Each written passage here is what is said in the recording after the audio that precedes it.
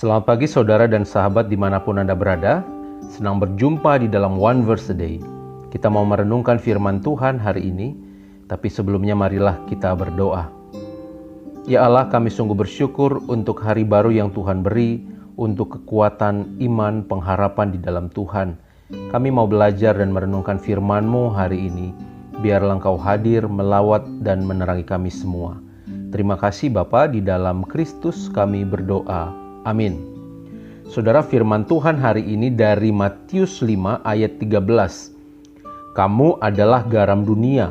Jika garam itu menjadi tawar, dengan apakah ia diasinkan? Tidak ada gunanya lagi selain dibuang dan diinjak orang.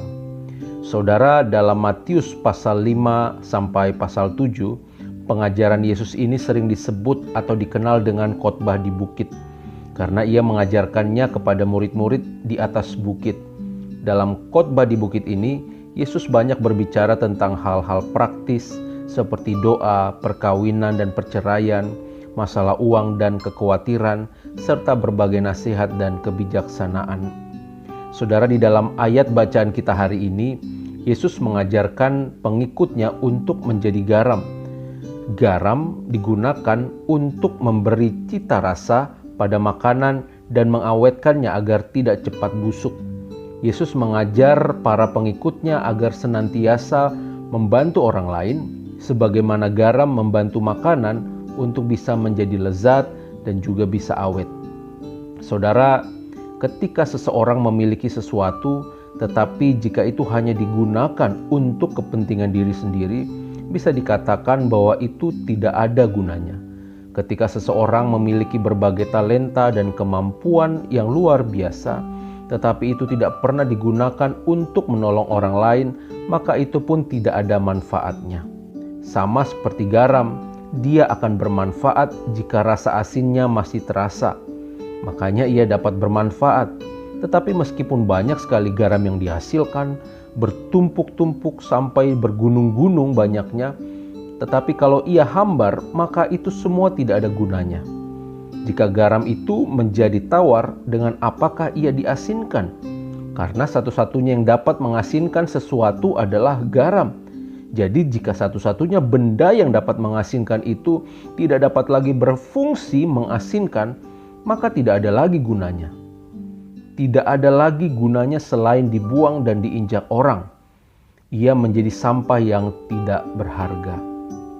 Saudara yang dikasihi Tuhan, dalam sebuah kisah diceritakan seorang buta sedang berjalan dengan tongkatnya di malam hari.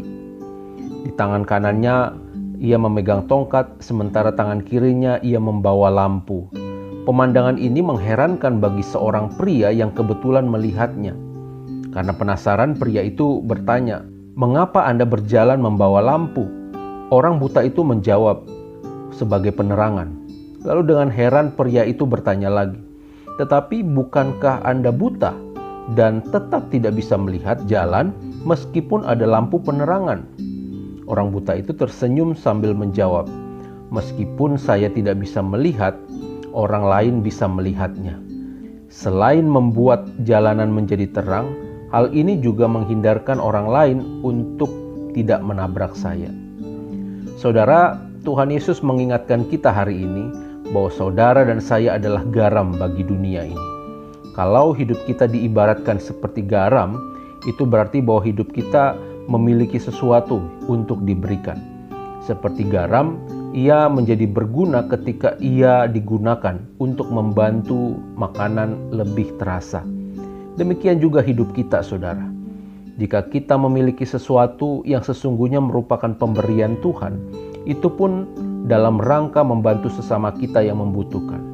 Mungkin untuk sesaat kita perlu berhenti bertanya tentang apa yang bisa menambah kekayaan saya, bagaimana menjawab semua kebutuhan saya, siapa orang-orang yang bisa membantu saya, dan seterusnya. Coba sekarang kita bertanya, apa yang saya bisa berikan untuk dia? Apa yang bisa saya lakukan untuk mereka? Pelayanan apa yang saya mau lakukan untuk gereja, untuk keluarga, untuk bermasyarakat? Saudara, jangan biarkan asinnya garam dalam diri kita itu lama-lama menjadi tawar. Jangan biarkan hidup kita ini menjadi sia-sia dan tidak berguna. Berguna itu bukan karena kita mengumpulkan banyak hal, melakukan banyak hal untuk diri kita sendiri. Ukuran sesuatu dikatakan berguna karena manfaatnya bisa dirasakan oleh orang lain, oleh sebanyak-banyaknya orang.